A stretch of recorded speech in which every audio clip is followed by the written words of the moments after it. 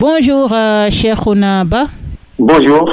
Cheikhouna Ba, vous êtes le secrétaire administratif national de l'Organisation des instituteurs du Sénégal. Déjà, que pensez-vous du recrutement de 2000 enseignants lancé par l'État du Sénégal? Quelle est votre position par rapport à ça? Voilà, ma position elle est très simple parce que nous avons poussé le gouvernement à une piste de solution, c'est-à-dire l'OIS est une force de proposition. Oui. Nous avons vu qu'il y avait un déficit criard d'enseignants et nous avons porté cette revendication aux autorités nationales et Dieu merci, elles ont répondu favorablement en ouvrant une sur laquelle ils doivent maintenant prendre des enseignants du privé, l'expertise privée, et comme le déficit était urgent, l'État a jugé nécessaire maintenant d'ouvrir une plateforme sur laquelle tous les promouvables vont être insérés sur une liste suivant des critères. Mais à notre grande surprise, il y a toujours le doute ou bien un mystère parce que le gouvernement manque de communication par rapport au recrutement. Et il y a tellement de rumeurs par-ci, par-là sur des quotas politiques que les gens parlent.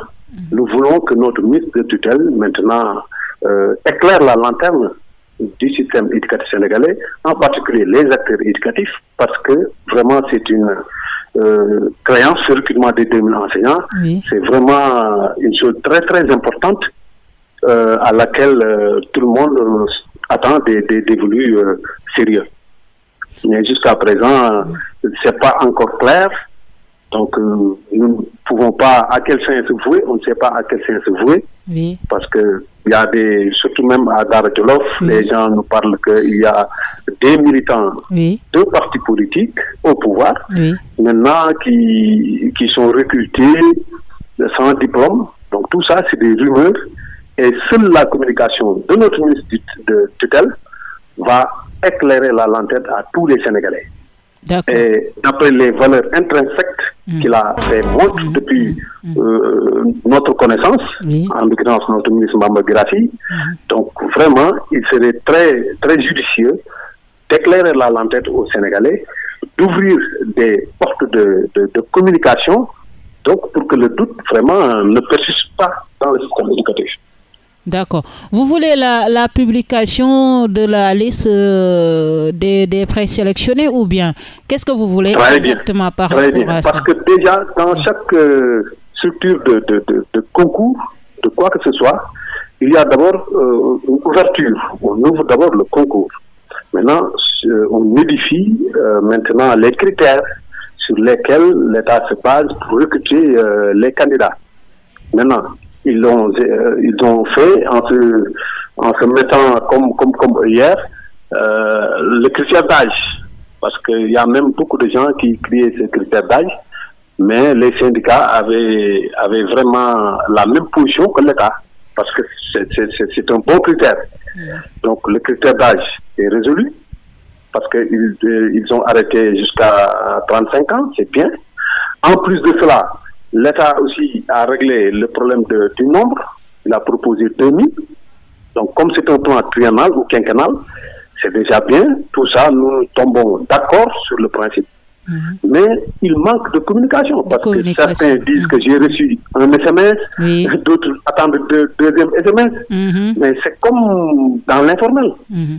Alors que vraiment, cette situation de recrutement, non seulement elle est essentielle parce que c'est de manière urgente, parce que des enfants de la République sont en train d'attendre des professeurs, certains des maîtres, pour le moyen secondaire des professeurs et pour l'élémentaire des instituteurs et des institutrices. Donc il urge de faire jaillir la lumière sur le recrutement des 2000 enseignants.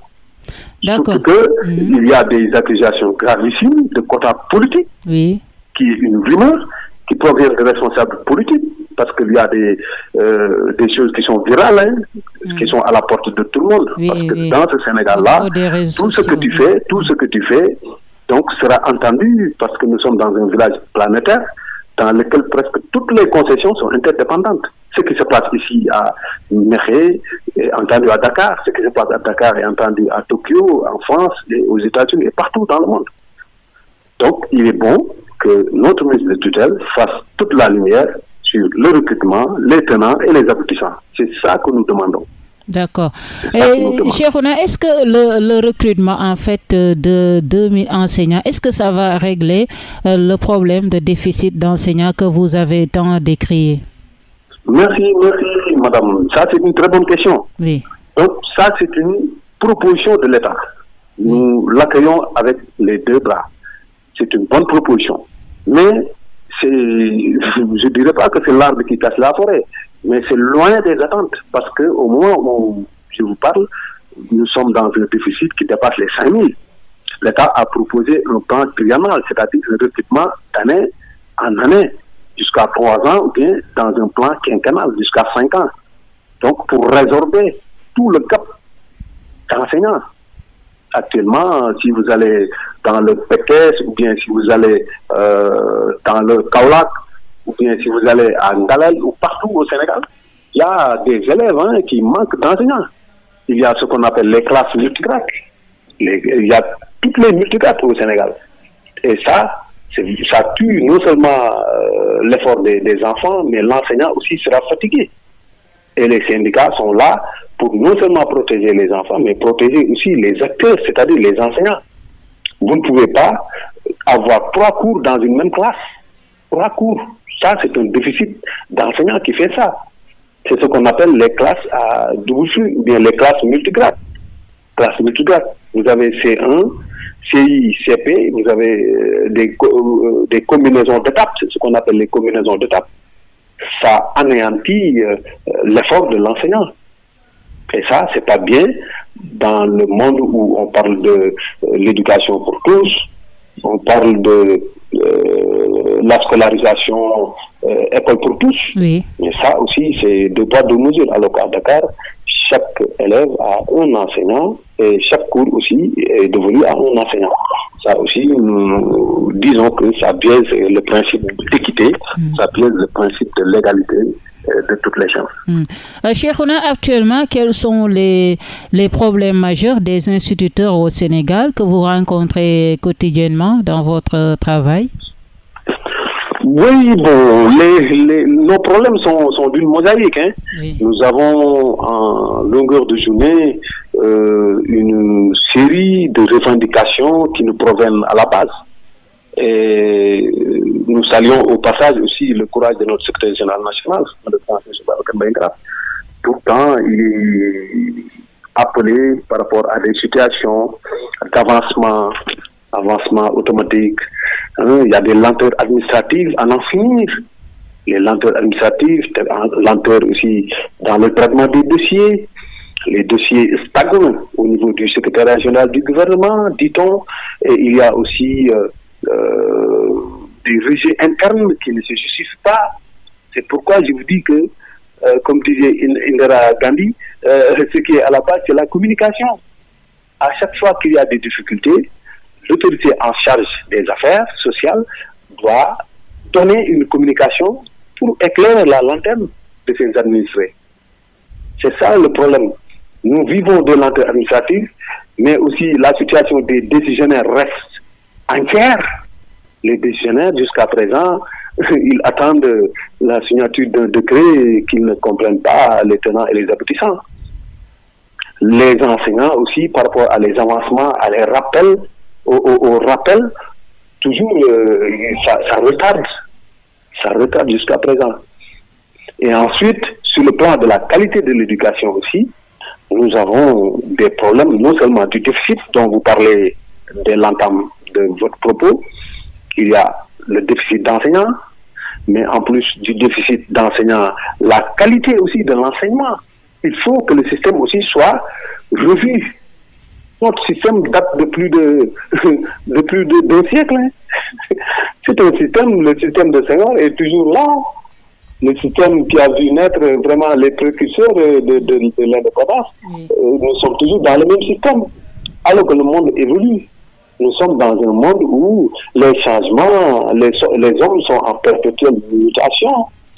La société change, les besoins éducatifs changent, les sciences et les technologies dominent le monde. Donc, là aussi, c'est l'épine dorsale du système éducatif sénégalais, qui se veut vraiment professionnel et non pas tout simplement généraliste. Nos bacheliers ne sont pas des professionnels, nos brevetés idem, je ne parle même pas de nos certifiés. Alors que normalement, si le système était très bien pensé, très bien réformé, normalement, à partir du brevet, le citoyen sénégalais peut pourvoir vraiment à un poste et à un métier pour vraiment vivre à la sueur de son front. C'est ça un bon système. Avec l'introduction de l'anglais dans l'enseignement élémentaire, est-ce que les enseignants en fait sont formés? Je pense qu'il y a un problème de formation par rapport à ça. Est-ce que c'est réglé ou bien? Mais bien sûr, oui. Bien sûr. En tout cas, notre problème avec les gouvernants, c'est qu'ils sont animés d'une bonne intention. Oui. Ça, tous les acteurs éducatifs le savent.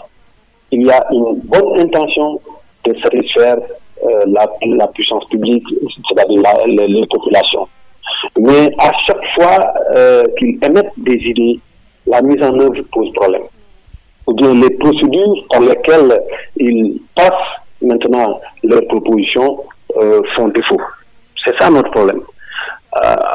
Parce qu'ils ont émis l'idée selon laquelle il faut réformer l'apprentissage du français, en y ajoutant à côté l'anglais. Parce que j'ai trouvé que ça c'est une bonne chose, parce que sur le plan international, l'anglais aussi est une langue dominante, qui est même devant le français. Donc, c'est une bonne proposition de tester cette langue-là, de l'introduire au niveau élémentaire. Parce que déjà, au moins secondaire, il n'y a pas de problème. Il y a ce qu'on appelle l'alphabétisation. Les élèves commencent à apprendre ABCD, les lettres de l'alphabet, quelques vocables. Donc, c'est déjà bien. Mais au niveau élémentaire, souvent, les enfants ont des difficultés pour s'exprimer. Même si votre enfant a un ami anglais, il ne peut pas discuter avec lui, même avec quelques phrases de base, il ne peut pas s'exprimer. Donc, l'idée est bonne. Maintenant, la mise en œuvre pose problème. Parce que moi qui vous parle, modestie à part, j'ai été recruté. J'avais déposé ma demande. Oui. Mais au moment où il fallait former, maintenant, les recrues, l'information n'avait pas passé. Et jusqu'à présent, moi, je suis presque exclu. Et parmi tant d'autres, il y a beaucoup de camarades qui sont exclus d'office parce qu'ils n'avaient pas l'information nécessaire pour faire la formation. Et d'ailleurs, la durée de la formation, j'espère que c'était quelques jours. Donc là aussi, ça reste entier. C'est un problème qui reste entier, qu'il faut vraiment régler définitivement. Dernière question, oui, allez-y. Parce que l'anglais est une bonne langue, je suis vraiment aussi. Mais pour l'introduire, il faut mettre sur pied des mécanismes qui vont permettre maintenant aux acteurs d'avoir la formation initiale qu'il faut et pour l'exercer aussi correctement. Voilà. Et il y a des épines là-bas, parce qu'on ne sait pas si les titulaires vont gérer leur classe, ou bien ils seront comme les maîtres d'arabe, ils auront des horaires. Tout ça, il faut faire une communication. La communication, c'est à la base. Donc, il faut que le ministère aussi communique tout le temps avec nous, syndicalistes, les acteurs du système éducatif, mais parler aussi avec les parents d'élèves et tout le monde, la société civile. Parce que c'est un bien commun. L'éducation est un bien commun. Voilà. Dernière question, juste votre appréciation de la signature du pacte de stabilité sociale entre l'État du Sénégal, le patronat et les centrales syndicales. Bon, vous savez, dans le landement syndical, il y a toujours des divergences sur le plan des conceptions. En tout cas, nous, au l'OIF, nous avons vraiment bien apprécié ce pacte social parce que nous sommes une force de proposition. Mais nous nous en limitons là parce que dans ce pacte social, ça n'enlève en rien sur nos revendications qui sont des revendications quotidiennes, qui sont factuelles, parce que au moment où je vous parle, il y a des lenteurs administratives qui continuent, il y a des enseignants qui attendent leur rappel, il y a aussi d'autres qui sont victimes de maladies, des enseignants qui sont victimes de maladies et qui demandent aussi une prise en charge par l'État. Et ensuite, il y a des écoles aussi qui ont des difficultés. Donc tout ça, ça veut dire que quand les enseignants font des concessions pour accepter le pacte social, ça montre notre volonté patriotique. Nous aimons notre État et nous sommes volontaristes pour aider nos autorités étatiques, surtout nos nouvelles autorités, à surpasser les difficultés de l'envergure économique, les difficultés sociales. Mais aussi, n'oublions pas qu'il y a toujours sur le chemin de la carrière de l'enseignant des difficultés qui sont comme les aléas de la vie. Tantôt nous applaudissons, mais tantôt les revendications aussi demeurent entières. C'est ça notre problème. Merci beaucoup, Cheikhouna Ba, d'avoir répondu à nos questions, Cheikhouna. Je rappelle que vous êtes le secrétaire administratif national de l'Organisation des instituteurs du Sénégal.